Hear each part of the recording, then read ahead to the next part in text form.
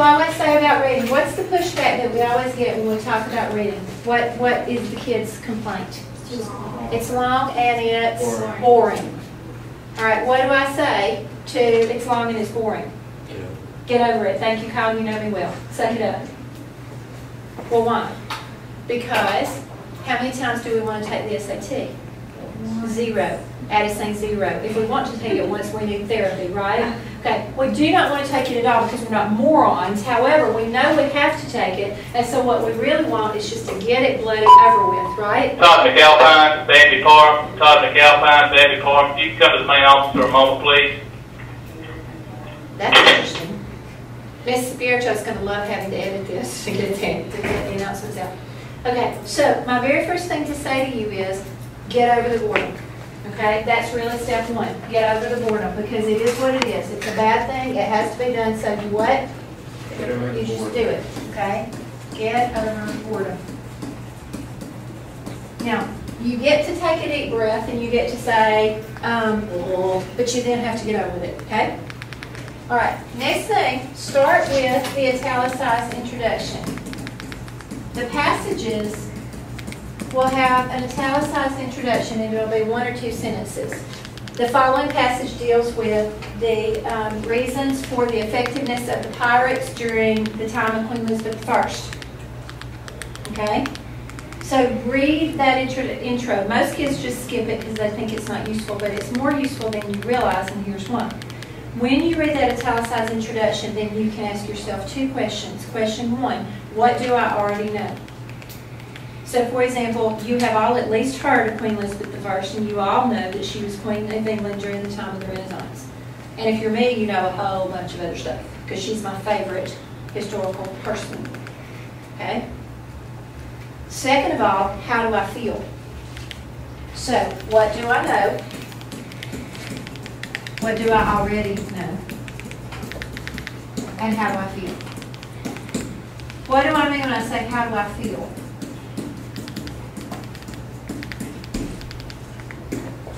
Not rhetorical. What do I mean when I say, how do I feel? In the mood. For you, right, AJ?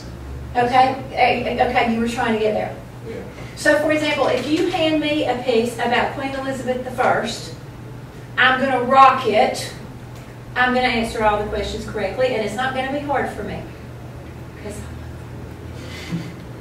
you're saying you're cheating. You already know all about her, maybe. But I'm gonna like that. If you give me a passage about American history, I'm gonna like that. If you give me a passage about a piece of literature, if you give me a narrative, I'm gonna like it. I'm gonna do well. Hand me something scientific. I'm gonna hate it, and I'm gonna struggle, and I'm not gonna get all the questions right. Well, why? Because when you like something, it's easier. You know that's true in classes, do you not? A class that you really love the subject, you just tear it up and do great. A class that you hate the subject, right? Even if you can do it, you don't want to do it because you hate it, and so you struggle to get it done. Doesn't make sense. So that's why I loved English class. I loved history class. I hated science and math class with white-hot passion. I had teachers whom I loved that taught me math, and I hated it. So what I now know is, now I know, now you know how hard you have to work. Make sense? Because if you are really loving your passage, you can kind of ease down a little because your brain's getting tired, is it not? And if you really hate your subject, you can jump up with your brain a little bit and get the energy back up, because there's no way that you're going to be able to maintain your focus for 3 hours and 45 minutes. You'll have a psychotic break, right? Waverly, you look so excited about the whole experience. All right, good to go right here, yes? All right, so, and then of course, we even have study books, some study books that say, don't even read the passage. Well, that's just stupid, is it not? How are you going to answer questions if you have not read the passage? So you're going to have to read the passage, you understand? Why would they say you can't? You shouldn't? Because they're stupid. I don't know. I don't know how they think children are going to read a passage, and I mean not read a passage and just jump right to the questions and just, I don't know, by osmosis start just, I don't know. Now, but that leads us to another teachable moment. True or false, you should read the questions first. True. False. Yes, AJ, false. It's a waste of time. Think about it. You've been doing this for 2.5 hours. Your brain is jello. You read all the questions because that's what they've taught you to do. And then you go read the passage. And by the time you read the passage, do you remember one thing you read from the questions? No, you don't even know your middle name.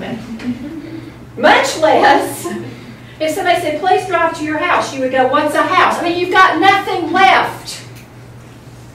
So you're just going to have to read the passage and then deal with the questions, and we're going to talk about all of those strategies. All right, next thing. You're going to annotate the main idea of each paragraph.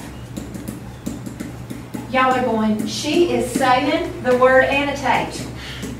One of these days, I'm going to just kill her when she says annotate. Addie, you don't have me, but you're in there with Miss Beeler annotating, right? Yes. All right, now, if you can underline the main idea, that's a beautiful thing. If you can underline the sentence that gives you the main idea, that's all you need, because children, you are not turning in annotations for a grade. However, most of the time what happens is the essays are so dense that you can't really find the sentence that gives you the main idea of each paragraph, and so what you have to do is just throw the main idea out beside the paragraph. You know how to do that because we've taught you. All right? You need the main idea annotation for each paragraph. Now, here's the deal. If you are so smart and you are such a good reader that you can annotate in your head the main idea of each paragraph, do it. But most kids of average or a little above average intelligence have to write down something, you understand? Paul Richardson can read the whole thing and never write down one word and answer all the questions. He knows that about himself. You know how your brain works. Miss Tillery cannot remember what she said 10 seconds ago. She's annotating as hard as she can go because she's a moron, okay? All right, now, once I do this then, I can annotate the main idea of the whole text. So at the bottom of the text, I'm going to write down the main idea of whole text. Now, do these annotations have to be complete sentences? Not at all. They can be little phrases. Because who is the only person who has to understand those annotations? You are. Nobody else is ever going to care in the world. Kyle, do you need some paper, sweetie? We have paper. Okay, you're fine. Okay. All right. Now you're going to move to the questions. And you're going to understand that the questions go in order of the passage. They don't get harder. So you're not going to have to worry that the questions are going to get harder. You may have a really, really hard question followed by a really, really easy question. Don't care. You remember how we talked about sentence completions get harder? But these don't. They go in the order of the passage. Okay? All right. Do the passages like get harder as you go? No, ma'am. Passages stay the same pretty much, Addie. They're all boring. They're all nasty. And most of them are expository because expository writing is the most boring. Occasionally you will get a narrative, which is a lot easier because everybody likes a story, right? So every once in a great while you'll get a persuasive one, but you usually get expository because they just want you to die of boredom. I mean, that's really what they're trying to do, is to get you to lose your focus. Okay? All right, let's see what I want to talk about next. Ma'am? People who made the SAT are terrible people. Yes, they are. That's why they can't go to heaven. No, I'm kidding. Okay. The blood of Jesus Christ does not cover these people. Okay. All right. What is our best friend on a standardized test? Elimination. Process of elimination. All right. But now you're on a good track, AJ, because we're about to talk about evidence in just a minute. All right. We're going to use the process of elimination. If we read a question 2 times and we cannot understand the question, we're going to abort. There's no reason to keep reading a question over and over that you don't understand. Okay? So if you've got nothing, then move on. You remember how we talked last week about sentence completions and how you want to put your own word in the blank before you start working? It's the same principle. When you read a question, if you can, depending on how the question is worded, sometimes you can and sometimes you cannot. But if you can, you're going to answer the question in your head. And then you're going to start looking for the answer that matches your answer in your head.